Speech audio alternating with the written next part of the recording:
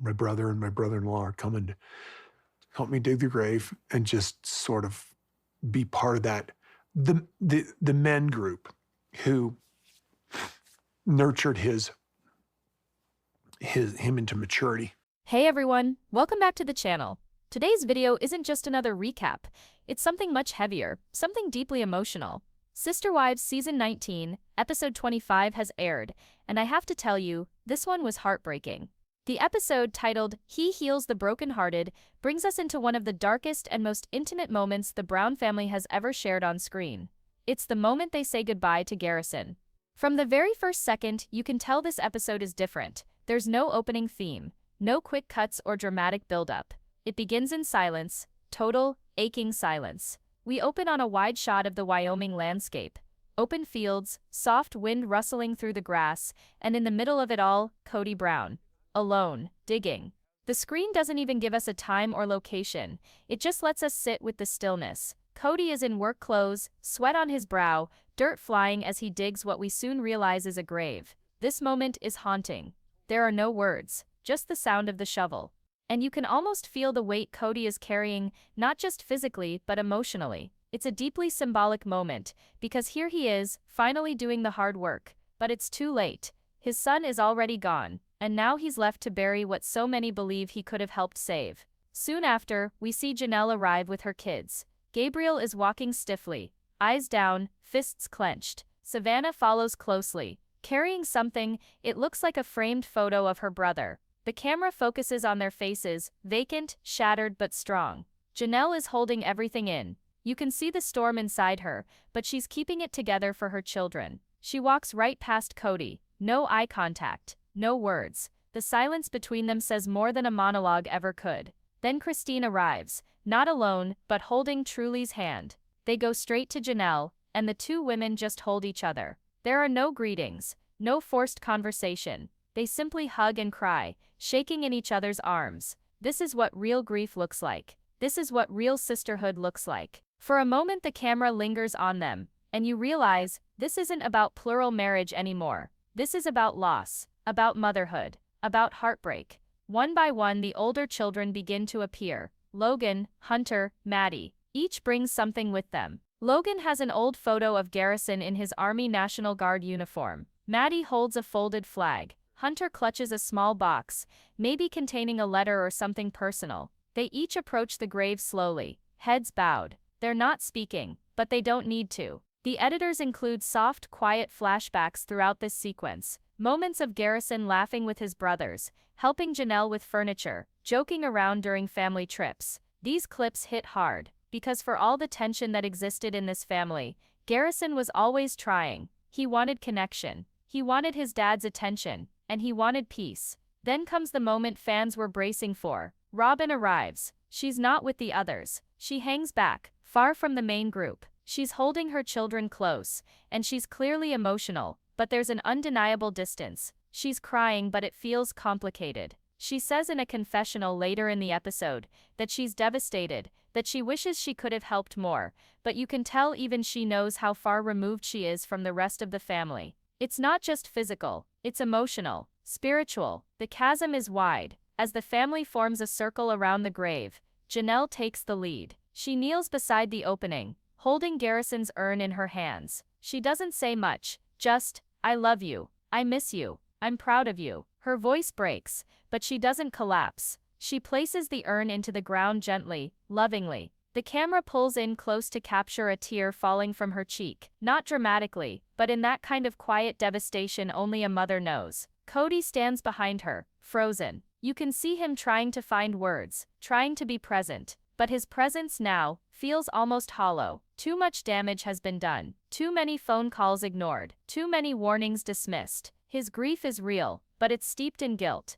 After the urn is placed, each family member steps forward. Maddie lays the flag over the grave. Logan drops the old photo into the dirt. Hunter kneels and gently places the box. We later learn it's filled with old letters Garrison wrote to each family member that he never gave them. One by one, the children grieve in silence, and it is absolutely gut-wrenching. The prayer that follows is led by Christine. Yes, Christine. She steps into the center of the circle, her voice shaking as she begins. He heals the brokenhearted and binds up their wounds. It's Psalm 147:3, the verse Garrison had framed in his childhood bedroom. As she speaks, the camera slowly pans across the faces of everyone there, pain written in every wrinkle, every tear, every twitch of a clenched jaw. This is not scripted drama. This is raw life. For a moment it feels like there might be unity, a glimmer of togetherness, but then the cracks show. Gabriel can't take it. He walks away, shoulders trembling. Kody tries to follow, to reach out, but Gabriel brushes past him.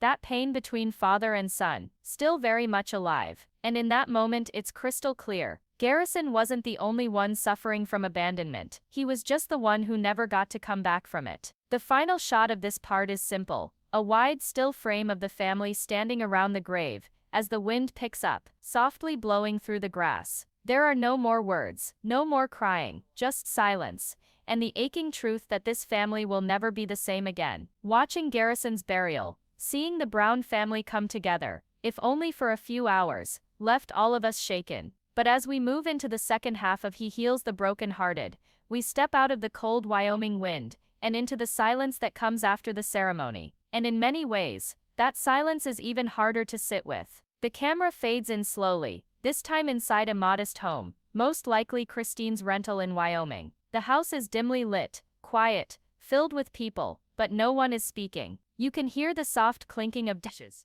a kettle steaming in the background, someone crying faintly in another room. This isn't a staged wake, it's a real family, broken, trying to comfort each other, and unsure how to start putting the pieces back together. We first see Janelle sitting at the kitchen table, clutching a warm mug, but not drinking from it. She's surrounded by her children, but she looks like she's a million miles away. Savannah rests her head against her shoulder, looking absolutely exhausted, emotionally drained beyond her years. Gabriel hasn't spoken yet. He's just staring out the window, still reeling from what happened at the burial site. And Kody, he's in the next room, pacing. He doesn't know where to be. He wants to be involved, but the energy is off. You can feel it in every frame. The kids don't turn to him. They don't seek comfort from him. And in the confessional, Kody actually admits something striking. He says, "There's so much pain here, and I'm not sure I'm welcome in it." It's the most honest we've seen him in seasons. But again, it's not enough. The time to rebuild these relationships was years ago. Now, he's just a man standing in the wreckage. Then we cut to a room down the hall, where the older kids are gathered. Logan, Maddie, Hunter and Aspen are huddled together on the floor, surrounded by photo albums and boxes of Garrison's things. Logan holds up an old shirt of Garrison's and chuckles softly, remembering how he always wore it inside out, because the seams itched. Maddie smiles through tears, and talks about how Garrison once tried to build a fire pit in the backyard, but accidentally destroyed a sprinkler line. For a moment laughter breaks through, a flicker of joy in the middle of grief, but it fades quickly. Then Hunter quietly says what everyone is thinking. "I think we all knew he was hurting, but we didn't know how bad it really was." That sentence just hangs in the air, and suddenly the mood changes. The kids begin opening up about the signs they missed, the unanswered texts, the quiet withdrawals from family group chats, how he stopped sharing military updates. Maddie begins to cry harder, saying she regrets not visiting more often. Logan looks down, clearly blaming himself for being the oldest and too busy with work to check in.